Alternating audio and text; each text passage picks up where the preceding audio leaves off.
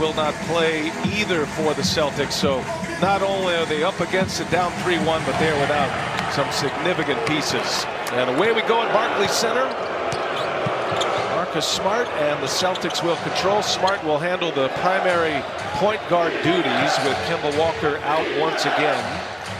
Jimmy for Boston as Smart gets up the first shot.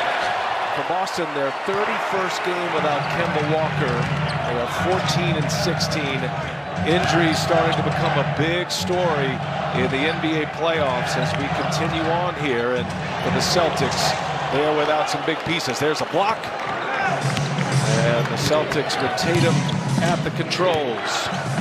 Went for 50 and 40 in his last 2 games, and he's got the first 2 here tonight. But it's a good sign. One, defensively, Boston able to get a stop, but then Jason Tatum, and they operate at the top in the circle and to get a straight line drive against this Brooklyn Nets defense.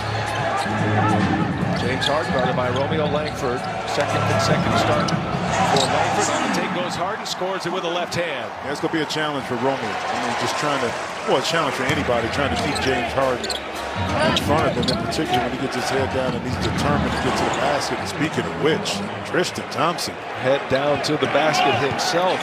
Thompson's been a beast on the offensive boards. He leads these playoffs in offensive rebound as Kyrie Irving misses his first try.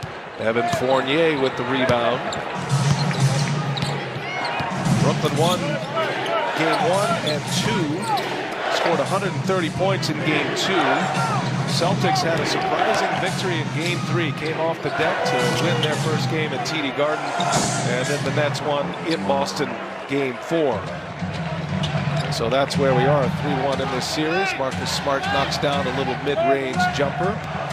He got off to a good start in game 4. He made his first 2 threes and then missed 7 consecutive three-pointers. So now Smart missing 8 in a row. There's Joe Harris. Speaking of threes, he comes up empty. Yeah, I mean, but closeout games, BA, we talk about it all the time, how difficult they are despite maybe having more talent with the Nets. You still have to match the energy of this Boston Celtics team early on. They're not going to go without a fight. And there's Romeo Langford. It's going to be fascinating to watch Langford tonight. Guys like Romeo Langford joining it with some of their younger players, Peyton Pritchard and Aaron Nesmith. We'll see how they go along in this game. I think Brad Stevens has no choice, Jimmy, but to give them a lot of run and see how they match up against all this talent with the Nets. Well, and if you're one of those younger players that you named, Jason Tatum getting down the lane and Tristan doing what he does best as offensive rebound, you would look forward to the extended minutes in a pressurized situation to prove what you could do to the coaching staff. Here goes Harden, and comes up empty on the three-pointer. So the Nets are 0 for 4 from behind the arc. Marcus Smart will let one fly. Now he's missed 9 consecutive threes. Going back to game 4. Thought he was fouled. Harden on the take. And Harden scores as Fournier hits the deck. It is James Harden who is off to the good start tonight. He scored all 6 Brooklyn points.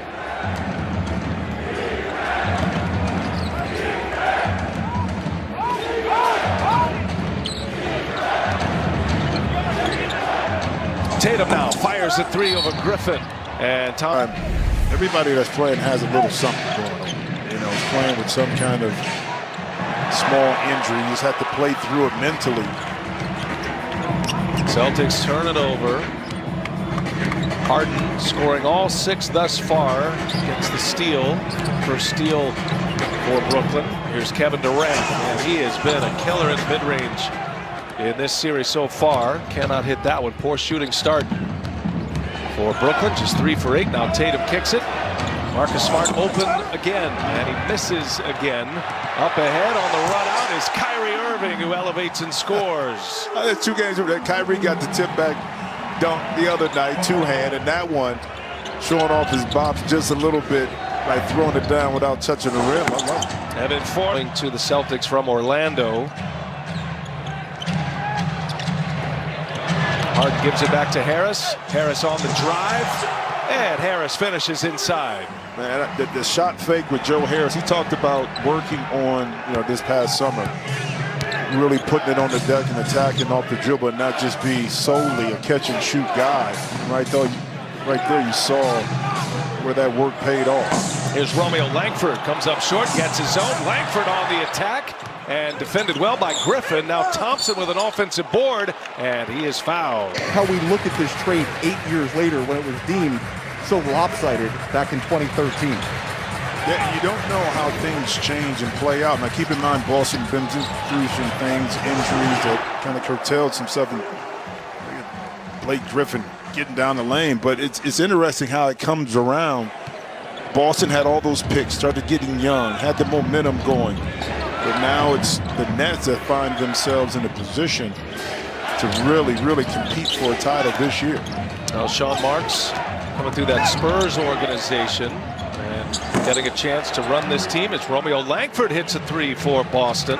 Two guys like Kyrie and Kevin Durant to want to sign here as free agents. And you got a Kenny Atkinson, who's now an assistant coach with the Clippers, for being a large part of that. But one interesting trivia question that has come about here during this series. We know that Kyrie Irving's won. Who has led Boston in a single season in scoring that is currently now on the Nets? Jimmy, do you know the other guy other than Kyrie Irving? Oh, wait. What was that question? Oh, wait. I was watching it. Throwing some curveballs. Man, you trying to get at me. Lost it out of bounds. That'll be Boston ball. Say that again now. Craig. Yeah, how quickly I rattled that off. That was, I even amazed myself on that. Here goes Kyrie Irving. And Irving scores the layup. One of the great finishers. There is Jeff Green. You know, back to that with Sean Marks, and I'm happy for Sean, because Sean and I, he's one of my 800 teammates. You know, I had 800 teammates. I played for 12 teams, but we were together in Miami. And just because you put a plan together doesn't mean it's going to play out. It's a nice shot that time. I think that was Tatum. But three different personalities, three different kind of objectives, three different types of games, but yet and still those three mesh together. Johnson, the floater won't go. Griffin trying to keep it alive. And Griffin touches it last.